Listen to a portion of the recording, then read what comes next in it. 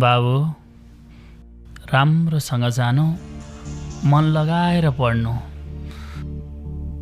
अब त फर्किँदाखेरि तेरो नामको अगाडि डाक्टर लेखेको हेर्न मन छ बाबु। हुन्छ बुवा हजुर, म हजुरको सपना पुरा गर्न सकेको मेहनत गर्नेछु।